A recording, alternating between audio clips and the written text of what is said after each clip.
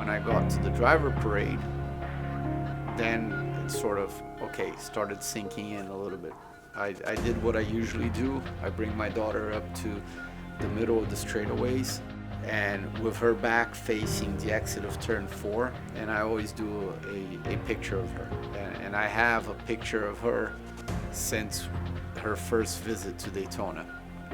Every single year, I do the same picture in the same place since 2012. That was pretty cool.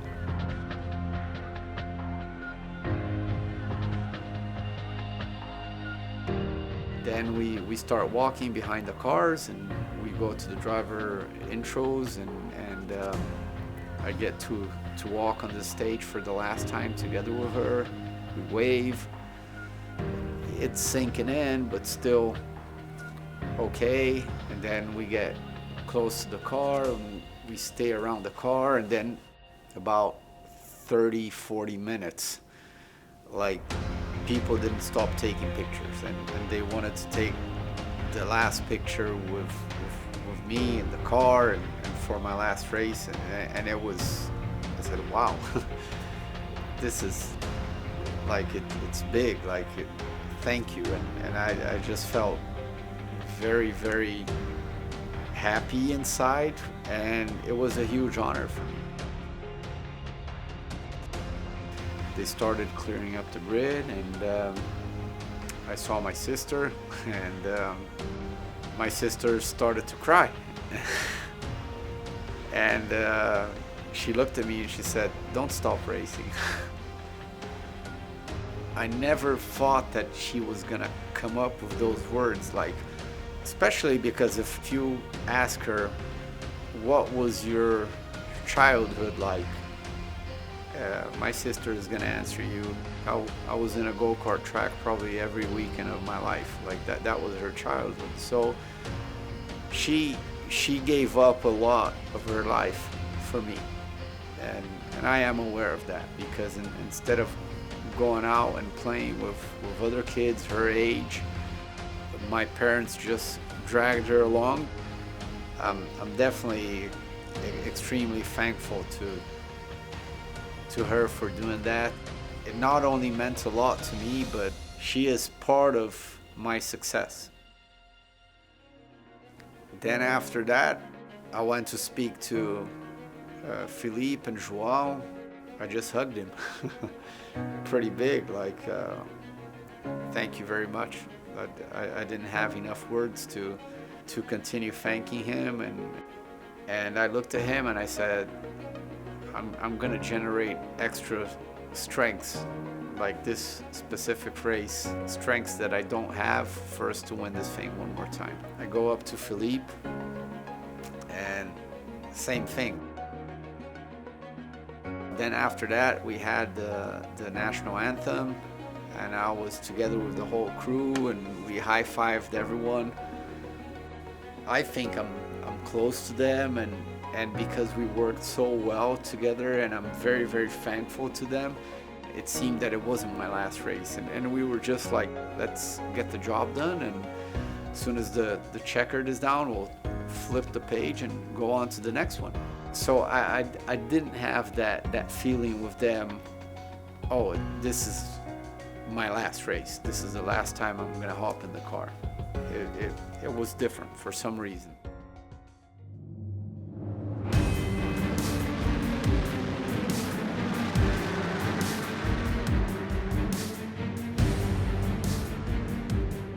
Start of the race was normal. Philippe obviously did a very conservative first, second lap, and then he started nailing it right after that, and he drove a great stint, and he just kept on moving forward, kept on going, and after the first pit stop cycled, or the second one, we were up to second already.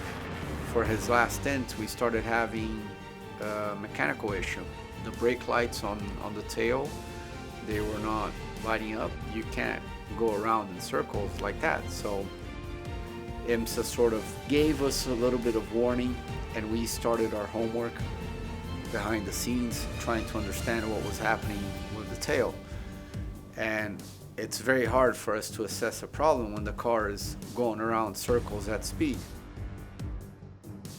So then finally we come in. The first thing we do is we swap our tails. We take one off, put the other one on, and then Philippe goes out, and it's still not working. And then finally I hop in the car, and then probably they try to reset something, or they tried something, and I go out, start doing my stint. After, I don't remember, 2 or 3 laps, I get a phone call from Ian, and he says, you have to go to the garage. At that point, I knew it wasn't good. Although we have gone to the garage previously in other events and still managed to get a good finish out of it. I go to the garage, and then we started messing around with the car, and the guys were immediately on it. I'm seeing that time is going by and not a lot is happening. Then Gary comes right next to the door that was open, and he says, just stab the brakes when I tell you. I just kept on stabbing the brakes when he was telling me to do that, and well, make a long story short, we finally, I think we changed the loom or part of the wiring loom, and then finally got it to work, and we lost about 10 or 12 laps, something like that. I go back on the track and keep on running a little bit more. Then we discovered that we had a battery problem. So on my next stop, I come in, and then we replaced the battery. Then we lost, I think, another lap. So at that point, we're down 13 laps. And I knew inside the car that to challenge for a race win, it was pretty much over. It was done.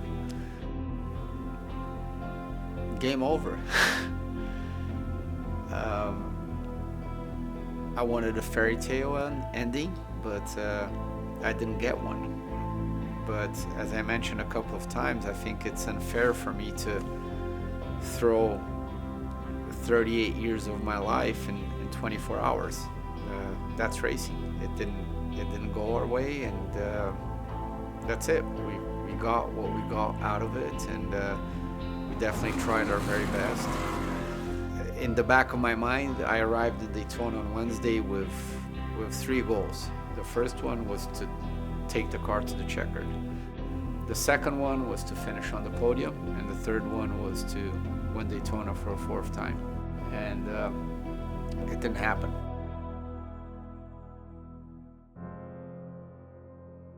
Was part of me upset? Yes. Part of me was upset. I can't throw 38 years of my life inside a bag and take that bag on a scale and, okay, here's your last 24, here's 38 years of your life. I wanted a fairy tale ending.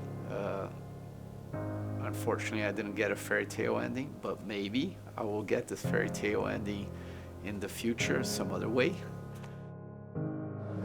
A lot of people say, what are you going to do when you retire? I'm probably going to be more busy than before. So I'm taking one day at a time, and I am fulfilled and happy. Okay, Christian, thanks very much. Thank you.